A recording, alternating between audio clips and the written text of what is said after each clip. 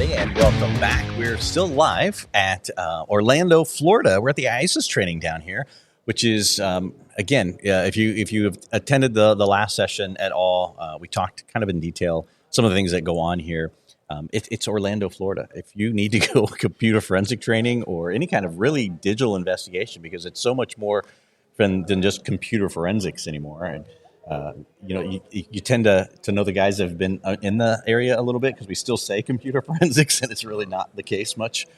That there's OSINT type technologies, learning abilities here. There's we talked a little bit about Mac, talked about mobile forensics. We're going to touch on mobile and how it's driving really the desktop now, or the computers now, which it used to be the other way around. And now we've seen the complete shift in it. And that was an interesting topic you mentioned to me in pre that it happens. First, I have Alan Thomas here, by the way.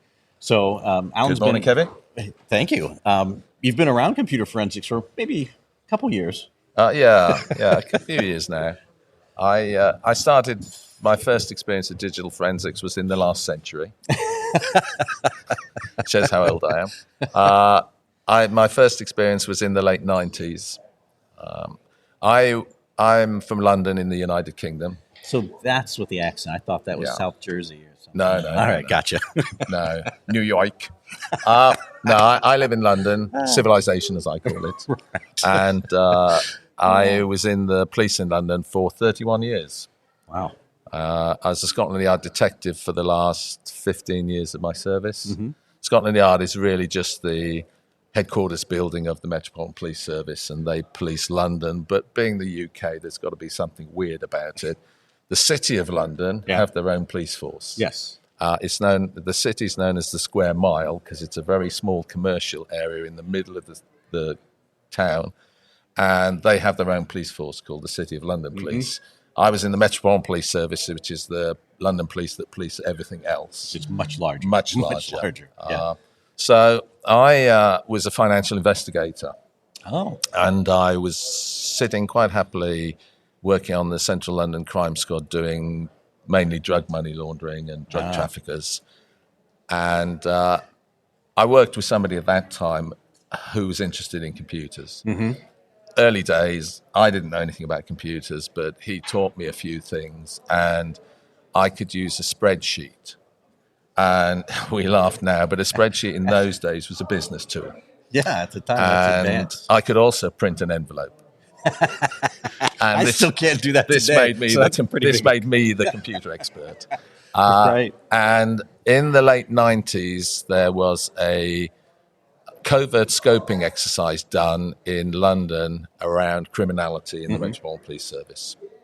They realized they had a problem, and they did. So they formed a special unit to investigate it. A lot of the criminality by police officers was around drug trafficking. So I was approached to join it, and I initially refused because I said it's not my thing. Right. I really don't want to do that. And then a friend of mine came to see me and said, listen, this is organized crime. This is an entry into organized crime. It would be a good thing to do. And he convinced me to do it. And it was probably the most interesting thing I did in my police service. And some of the criminality was outrageous. Really? Yeah. Up to and including conspiracies to murder and things like that. Wow. We had drug squads in London who, if they would do a search, they would seize the drugs, seize the money. Mm-hmm. Half of the money and half of the drugs would go into the exhibit system. The other half would mysteriously disappear. The drugs were recycled through... So translation a little bit. The exhibit system is the court system, basically. Yeah, okay. It would be put into the police system. Translating from proper English to our English. I mean, we had people who were working on drug squads who had informants who... One guy had an informant who was a woman. He was having a relationship with her. She was a drug dealer. They would recycle the drugs through her. He would get a lot of fantastic intelligence. Yeah. Because she was a drug dealer, and she was using him to get rid of the opposition. So It was interesting. I mean, I'll give you another example. We had a private investigation company in South London, and they had a bit of a reputation. Uh-huh. The guy walks into their office one day and said, "I'm going through an acrimonious divorce from my wife. She wants custody of the children. We're fighting over it. It's getting nasty. I want to see if there's anything I can do. Can you help me? Is there anything you can do?" And they said, "Yeah, we'll have her arrested for drug dealing." And he went, "What?" "No, we'll have her arrested for drug dealing." He said, "Can you do that?" They said, "Yeah."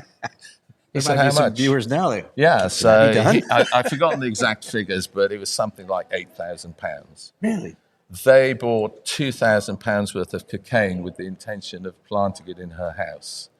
They couldn't get in her house, so they planted it in her car. And they got a corrupt police officer to put an intelligence report in saying that she was drug dealing. She ended up being arrested.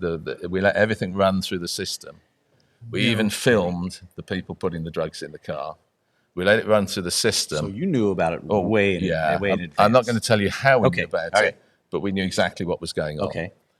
And she was arrested. Yeah. She was taken to the police station, interviewed, denied it, said, "I don't know what that's all about."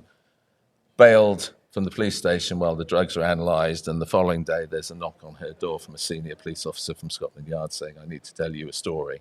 But I mean, that's the sort of thing that was going on. That's insane. Yeah. So the other one was we became aware of a money launderer who was working for drug traffickers, and he had developed a bit of a gambling habit, and he was going into these cheap casinos and spending all their money. Uh-oh. Yeah. Yeah, you know what's coming, don't you? So they come for their money, and he obviously doesn't have it, so he goes on the run. We discover that this is happening, and we found him before the bad guys. So we put him in protective custody.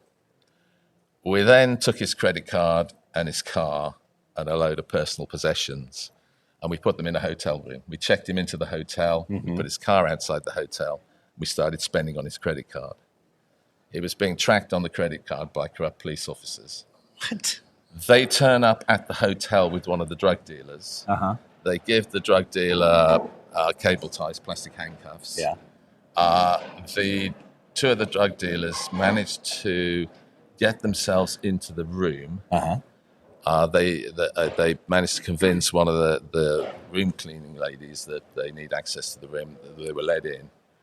They spent 24 hours in the room. The room was wired for sound and vision, talking about what they were going to do to this guy when they got hold of him. Oh, my goodness. That's why I say it was one of the most interesting things I've ever done. It was also, like we ended up taking people to prison, I took a police officer to Wandsworth prison and dropped him off, which, really is a sobering kind of. But anyway, long story short, we weren't using any police facilities. We had our own surveillance facilities. We had a base outside of London. We broke a lot of the rules around what sort of vehicles you use and things like that. Sure. As a result, we weren't using the computer systems lab in London. Mm-hmm. We were using a private company. My boss came to me and said, "I'm not too confident about what they're doing. It's costing me a lot of money. I'd want you to have a little look around and see whether you can do it and what it would cost us and what's involved."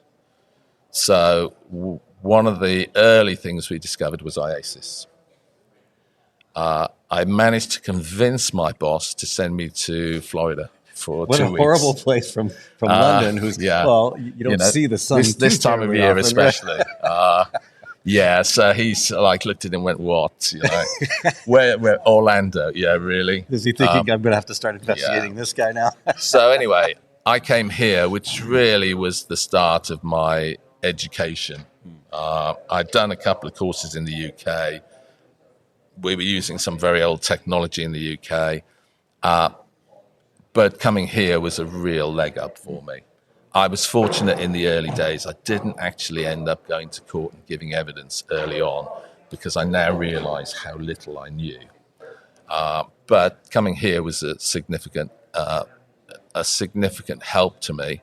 I did the certification process. It was hard work. We were busy at work. Oh, yeah. You've got to put a bit of effort into it. I passed that. I came back as a certification coach. So for about 10 years, I was mentoring and coaching people who were going through the process. And then I came on staff as a live coach here. I've done road coaching. I've done teaching. I tend to do file systems, disk structures, numbering systems, and stuff like that. Oh, the ones that make the students' brains melt Well, slowly. not so much. I mean, I think numbering systems is a good one to start with. Yeah. You know, if you get numbering systems off, and it's simple. Yeah. It really is simple. And once the penny drops, you go, why did I never realize that? You know? And my question to all people who are in the digital forensics world who think they know hexadecimal. A6, what is that in decimal? I can't convert it that fast. Yeah. It's really, really simple. If you understand hexadecimal, A is 10. 10 is sitting in the 16s column. 6 is 6. It's sitting in the 1s column. 16 times 10 plus 6 gives you 166. How easy is that? That is easy. Who knew that? Why didn't I have you as an Why instructor? didn't anyone ever tell me? That's right. A6. Can you convert that to binary? Right. The left-hand 4 Yeah, bits. I'd have to do it to 10. 8 break and it down 2 to are turned on. bits. Yeah. 1, 0, 1, 0. The right-hand 4 bits, 6. 6 is 4 and 2 0. are turned on. Yeah. 0, 1, 1, 1, 0. 1, 0. Yeah. Easy. Yeah. How simple is that? I'm actually envisioning the You know? chart with the Yeah. numbers still So when underneath. people say to me, oh, you know, it's all complicated, it isn't. It isn't. It's very simple. Right. So, yeah. And I've been coming here now for probably done this conference 20 times. Oh, wow. And as of this afternoon, I think technically I'm joining the board. That's right. So, you had mentioned that. yeah. That's congratulations on that. So I've just been in is the it last is it Sir election. Thomas then? Is it? Oh, Be nice, yeah. wouldn't it? Be nice. I don't think the Queen's or the King's gonna Yeah. gonna knight me, but yeah. Well, I think it should be. That's quite the achievement. 20 years. Of course, it's Orlando, so it's hard to feel really good because it's such an awesome place. Yeah, but I have difficulty telling people, you know, we spend 2 weeks in an air-conditioned conference facility without seeing the sunshine. It's true. But we've had some good middle weekends, Yeah. I have to say, over the years, yeah. Yeah. And what's the role you're taking again? I know you I'm going to become the director of ethics. What does that involve? Ethics is essentially doing the right thing. Right. One of the things we like to do is protect our certifications.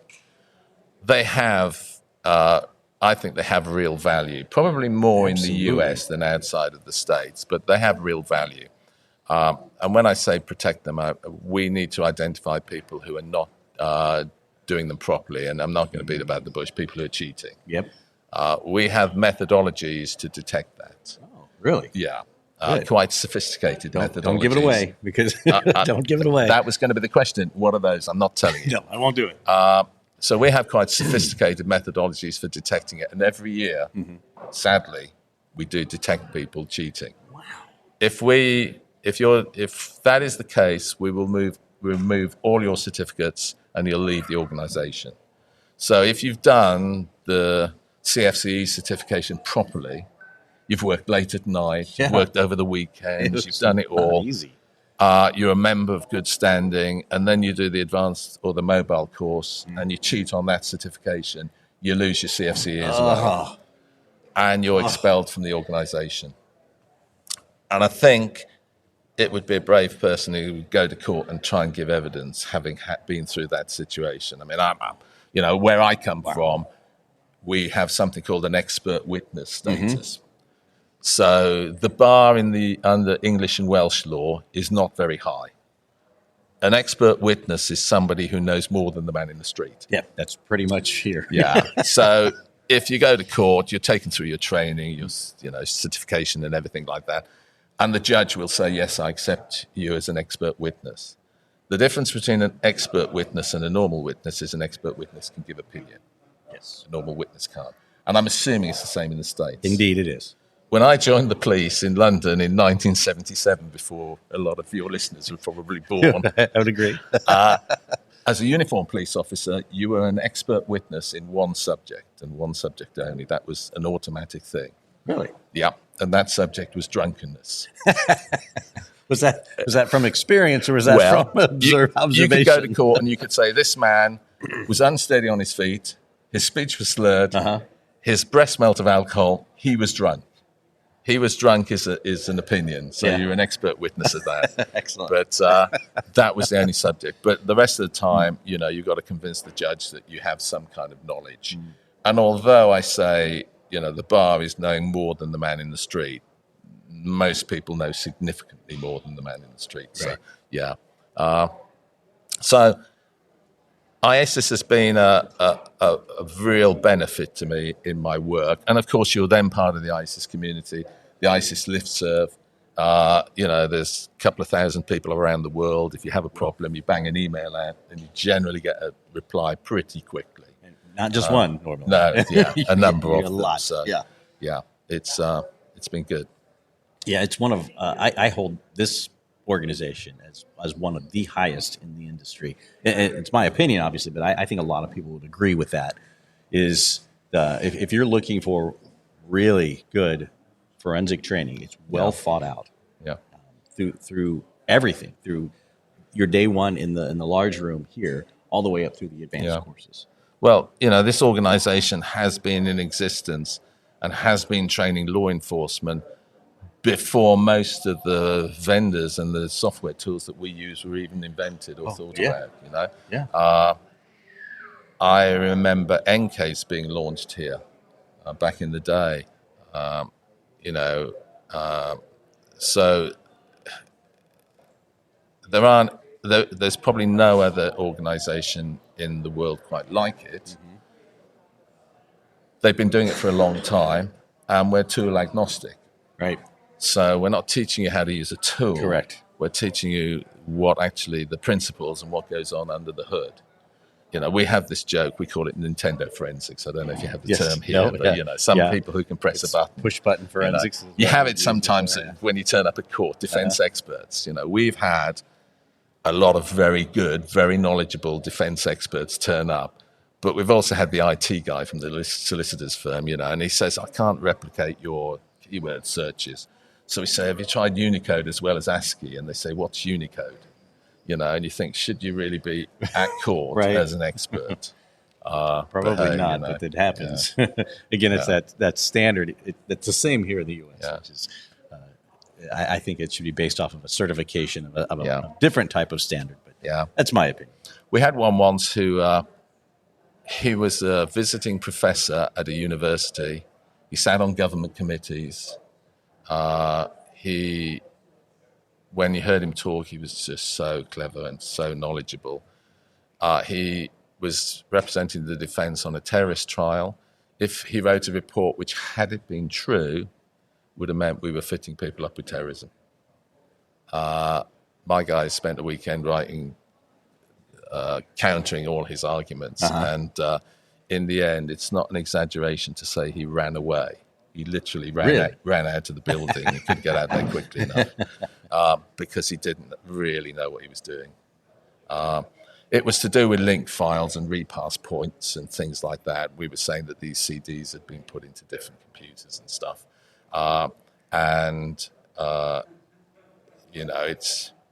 It was a conspiracy to blow up a shopping centre.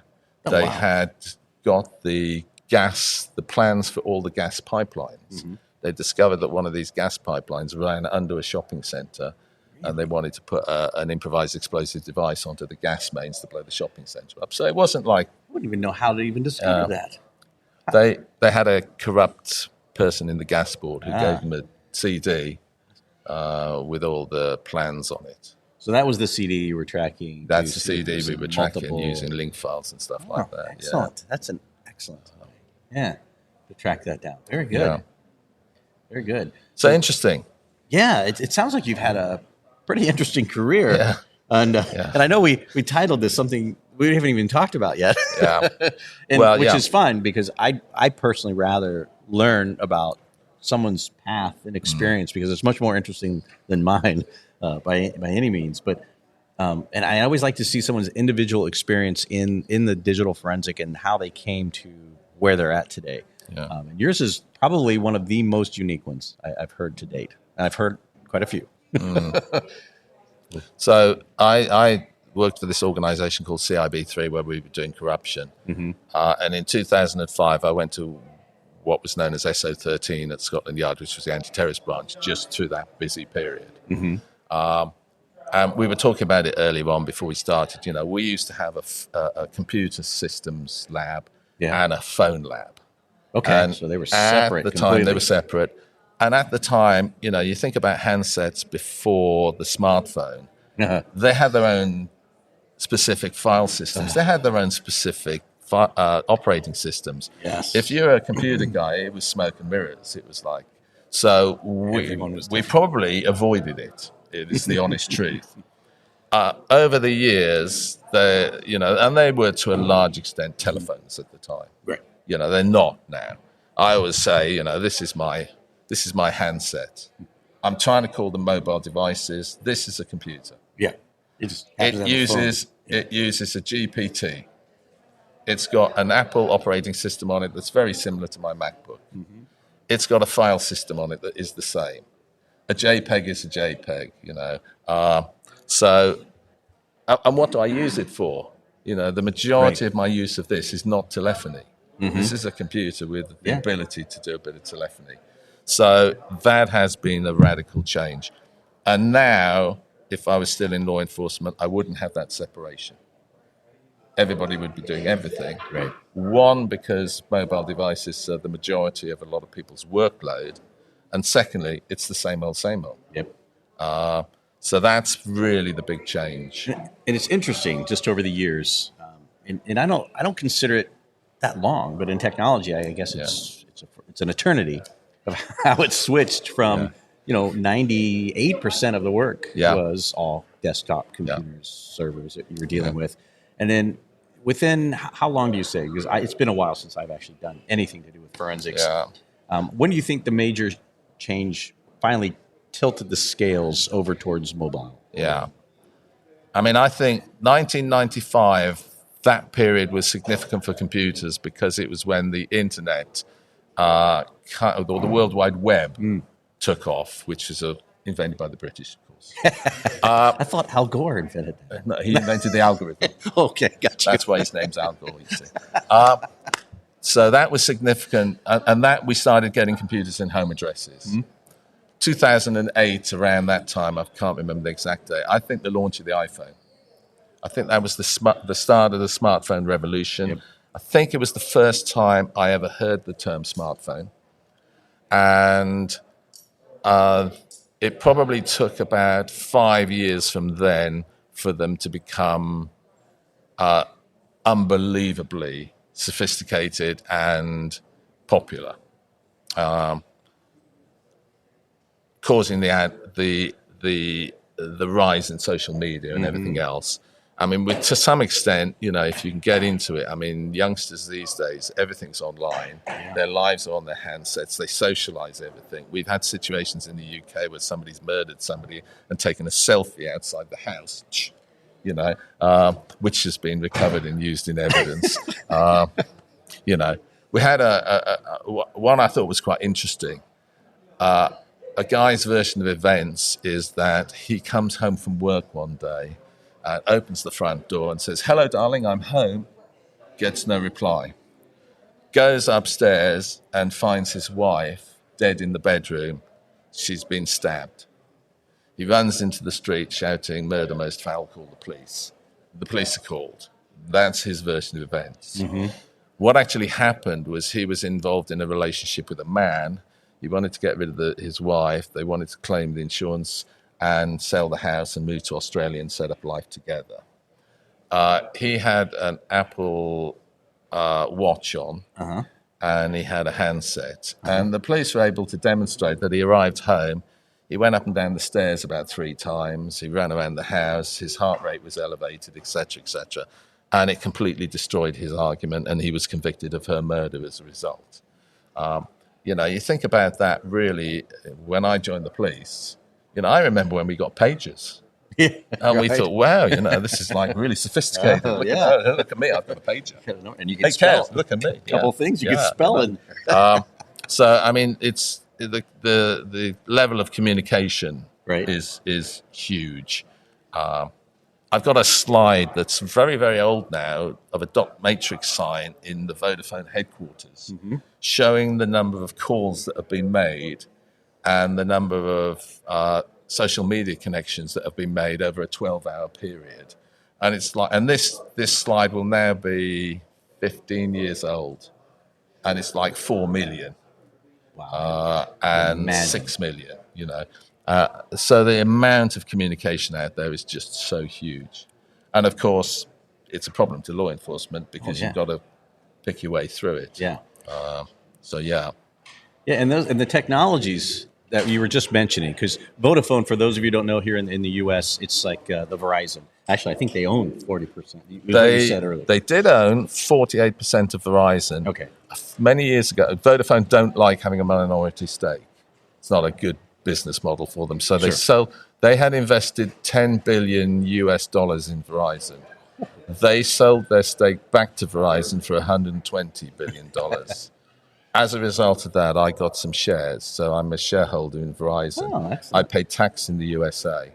I always say no taxation without representation. You know, where's my vote? But right, exactly. But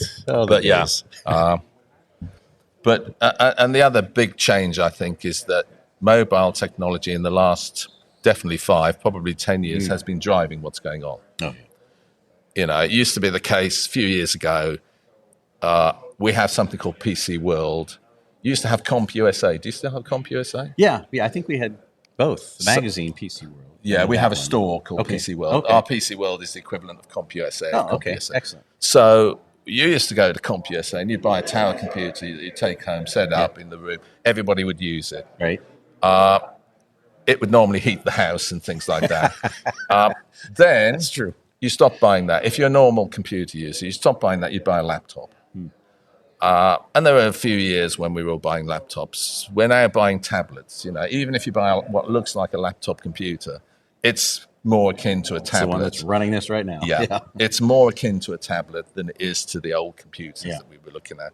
And a lot of the technology that's been developed for mobile devices has transitioned into those. So things like solid-state storage, you know, some of the chips, some of the encryption, some of the storage methodologies they use. You know, SQLite is transitioning across now. Yeah. So it has kind of driven the technology, and it's changed quite dramatically in that respect. And I suspect that out there in the real world, the majority of people's caseloads now are mobile devices of one form or another. Yeah, we've been seeing that as we talk to people like yourself. It's active examiners, been active examiners. They're seeing the major shifts over the last several years of mobile technology just taking over. It was rare we would get a mobile phone, and then it was always a flip phone that we wouldn't have the proper cable for because everyone was different. Yeah. And you'd have to go down to the store to purchase the cable or get a cable for the thing, or hopefully another lab would have it. But yeah, and now it's completely different. Now it's everything's standardized for the most part. Yeah. USB-C is now pretty much taken over. There's still some Lightning out there, still in some old iOS devices. And man, for the most part, it's and the GSM Association had a campaign many years ago to actually standardize charging cables, and they were fairly successful on it, and they got most people to go with that micro USB, except for Apple. Yeah.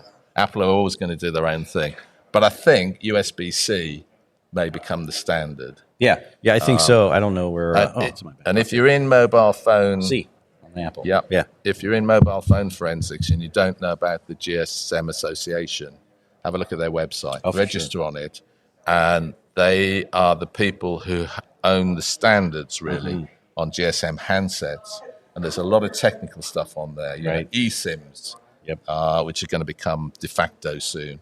You can look that up on there. There's some interesting papers, and you get a real good understanding. So I would recommend the GSM Association. Oh, yeah, it's excellent. Yeah. Excellent, because they kind of line out, even the technologies. It used to be CDMA was here, U.S. dominant, and now it's shifted to the rest of the world. We've caught up to the rest of the world with GSM technologies. And GSM is kind of 95% of the world is GSM now. The interesting thing is that I have had people say to me that CDMA is actually a better system but they've lost out. You know, like Betamax and VHS, Right. If you can remember that, you're do. old. But even then, you know, you look at handsets and you look at the data channels and you'll see something called WCDMA. Mm-hmm. And I used to get confused by this. I used to look at it and think, well, hang on a minute, this is a GSM phone. Why are they talking about CDMA? It's something called wide CDMA that they use on the data channels. So even a lot of GSM handsets are technically using wide CDMA as well. So I was explained it was like the multi-lane highway, like in your city, with the GSM or the CDMA was like the multi-lanes. You could push more data. Yeah. Is that accurate? Would you say that was semi-accurate? And the GSM was the voice and the actual technology. It's actually encoding the data transfer differently, but yeah, it's a better method of doing it. And actually, the voice channels, you know, they don't require a lot of bandwidth. Right. It's the data channels. I mean, and the mobile vendors have concentrated, the networks have concentrated on data because data's where they make their money. Data's the big one. And so they put a lot of time and effort. And probably, you know, you can remember before 3G, it was a bit clunky and it was definitely slow. 3G was a huge step forward. It's huge. I do remember when that was released. Yeah, so I used to have a Nokia, I think it was a 502, something like that, which could get me on the internet. I would go on the internet if I really had to. It was a painful, slow experience. Yeah. The first iPhone I got, and it was when it was running on 3G, I'd sit there and I'd be looking at stuff on the internet like we do now. Yeah. And that was my first experience of doing it. Oh, I'm a bit bored, I'll just have a look. You know, whereas previous to that, you didn't. Because if I really needed to find a phone number, I'd go on the Nokia and I'd go onto the handset, you know. And Nokia are a great example of how things change. They were the largest handset manufacturers in the world by a country mile. They didn't think that the smartphone would catch on, so they didn't get into it. Wow. Yeah. You know? Where are they at now? Yeah. Yeah. Yeah. Yeah. So, not some foresight for sure. Yeah. And it's interesting how that the technology is always evolving. I mean, what we're seeing today, I mean, as fast as it is, I literally finally just upgraded to a 5G phone. I know I'm way behind the times, but I just upgraded to it. And who knows what it's going to be in just a short 5 years from now, the technology that's driving out.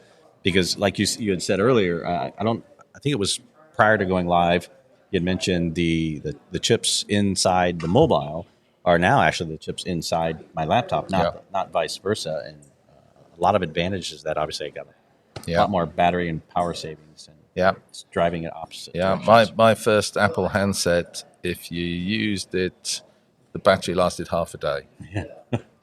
If you were lucky. Yeah. If you didn't use it, it would last a day. But battery technology has improved dramatically. Yeah. So, and sometimes it has advantages to us. You know, everybody's geolocated permanently now, and things like that. Right. So, if you can exploit that, that's great. Yeah. So many advantages to it. I mean, if you look at the basic laptop, which I think most people have a laptop. Of course, most people are, I think, sticking maybe just to their mobile. Like my wife, for example, who is not technology savvy in the slightest. If it wasn't for the nerd husband that she has, she's probably still be on a really old device. But she switched over and she's everything. She has a laptop. She never opens it. Collects dust. And she does everything from her mobile device. Yeah. So, we may have to lean in a little bit as it gets louder. It's actually pretty quiet. Yeah, it's interesting when you talk about wives. My wife is much smarter than me. Yeah. She's much better looking. Technology has passed her by. She doesn't understand it. You know, at home, I hit the print button, the printer goes dunk, dunk, dunk, dunk, dunk, and my printing comes out. At home, my wife hits the print button. That's 25 minutes of my life I'm not going to get back, you know. When I was training, I used her as an example. But I also argue that this is the first time that I think, and I really remember, people are using a technology they have no understanding of. Right. You know, my wife, she's not technical. She's not interested in computers. She just wants to do what she wants to do. Mm-hmm. A car, she understands how it works. You know, engine, gearbox, petrol. Sure. She's not a mechanic. She couldn't fix a car, but she has a basic understanding of how it works. An aeroplane. Mm-hmm. She has a basic understanding of how an aeroplane works with lift and all the rest of it. Computer networks, wah. No idea whatsoever. And it's also a danger because, you can get compromised through ignorance very, very easily. But it is, a lot of people out there are using a technology they have no understanding of. And sometimes that can be not such a good thing. Right. Should have a basic understanding of most things that you do. Well, Alan, thank you very much. I know the class is getting out here, and it's actually surprisingly not that loud. Normally, when they come rushing through those doors, we get charged. Hold on to the tables because here they come. Everyone ran for the restrooms, it looks like. So we're generally get there safe. First because there's generally a queue. Exactly. Well, hey, thank you so very much. I appreciate it, and I think here's my final thoughts. I think a television producer should find you, and with all of the stories that you have, create just like the daily, weekly, or the weekly crime series of just your experiences in life. I love sitting here listening to those, and the wealth of knowledge that you have is just amazing in the industry. Yeah. So thank you. They try because my wife's just retired from the BBC after 38 years. And they tried, and no luck. Well. There's still time. There's still time. Alan, thank you very much, sir. Thank you, Kevin. I really appreciate it. And for everyone else, we're going to be going live throughout the week. Today is Friday. Yeah, today's Friday. And then it's going to be Sir Thomas after that, so don't forget that when he goes. But we're going to be back here we're going to probably go live again one more time today, and then back on Monday. Again, we're live at the IACIS training event for 2024 in Orlando, Florida. So again, thank you very much, Alan. My pleasure. I appreciate it. And I do agree London is a civilization, a civilized city. It's one of my favorite cities by far. Yeah. We were talking, real quick, fish and chips before because I can't find any real good places here in the U.S. Yeah. And he's going to clue me in on a place. And then if you guys are really interested, I'll share it with you. I'll just look it up. Excellent. Hey, thank you very much. And we'll see you guys later. Thanks. Take care. Bye.